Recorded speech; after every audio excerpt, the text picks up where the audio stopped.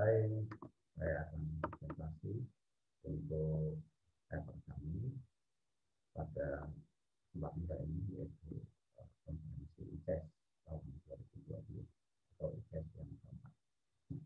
Baik, effort kami berjudul The Children Friendly Village atau Kampung Ramah Anak, an alternative way to empower the in the tourism village. Cara alternatif untuk memperdayakan para pemuda di desa pariwisata.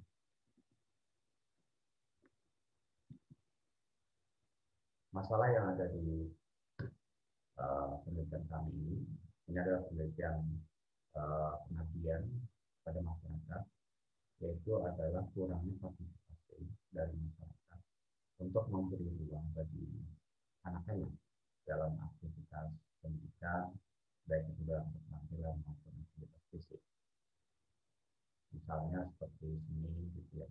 Padahal seni itu sangat diperlukan dalam proses perkembangan.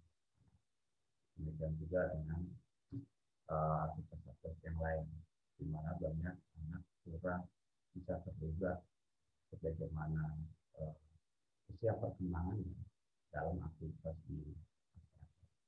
Seringkali anak-anak harus terlibat di aktivitas di masyarakat yang tidak sesuai dengan usia perkembangan. Kemudian anak itu menjadi tidak nyaman, anak itu menjadi tidak berkembang pada lingkungan yang seharusnya.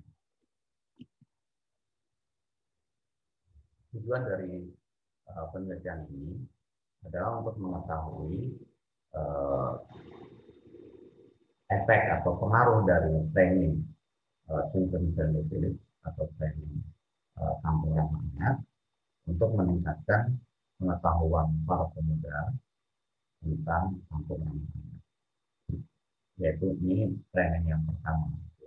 Training pertama yaitu untuk memberi pengetahuan kepada para pemuda bagaimana sebenarnya kampung ramah anak itu seperti apa indikator-indikatornya, apa penilaian-penilaian yang menjadi indikator bahwa sebuah kampung itu sebenarnya layak untuk ditinggali oleh.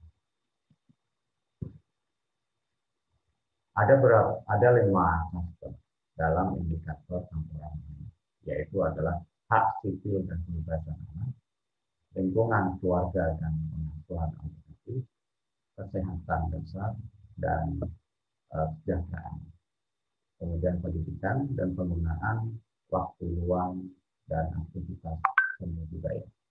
Yang kelima adalah hak-hak perlindungan khusus bagi anak. Nah, 5 indikator inilah akan diketahui seberapa jauh anak-anak di kampung Cikole, yaitu adalah sebuah kampung wisata, di mana di lingkungan itu banyak sekali destinasi wisata, tetapi destinasi wisata itu tidak dimiliki oleh masyarakat, tetapi dimiliki oleh investor. Ya, kemudian masyarakat banyak termarginalisasi. Ya, kemudian peran mereka menjadi kurang, lingkungan juga kurang memadai karena tersusul oleh destinasi-destinasi wisata yang dibuka oleh para investor. Metodenya ini menggunakan pre-post only test experimentation, yaitu sentra eksperimen dengan pre-post test, yaitu hanya diukur dengan pre-test, kemudian diberi pelatihan, kemudian diukur dengan post-test.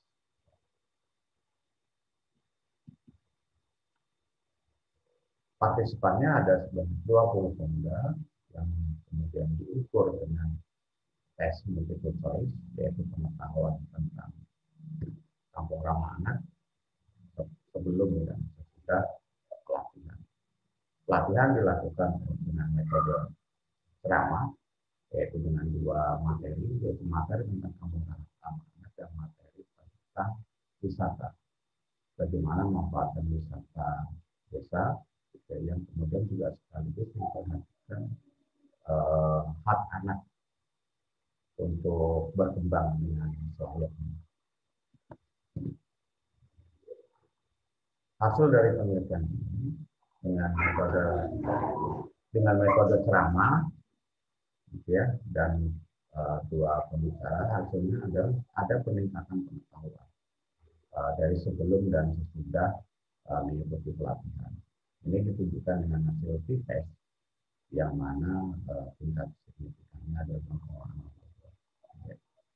Di samping itu ada banyak temuan tentang masalah anak, di mana berarti banyak indikator-indikator yang tidak terpenuhi di masyarakat Cikole, gitu ya, yang mengganggu atau menjadi indikator bahwa masyarakat itu belum ramah. Masalah-masalah itu misalnya beberapa anak atau ada anak yang belum mendapatkan sertifikat kelahiran. Ya. Terus kemudian banyak juga di bidang pendidikan, ada anak yang drop out sekolah, terus kemudian tidak ada aktivitas atau ruang yang bisa digunakan untuk bermain oleh anak-anak, gitu, atau anak tidak punya ruang untuk berkegiatan secara seni dan budaya, itu juga menjadi masalah utama dalam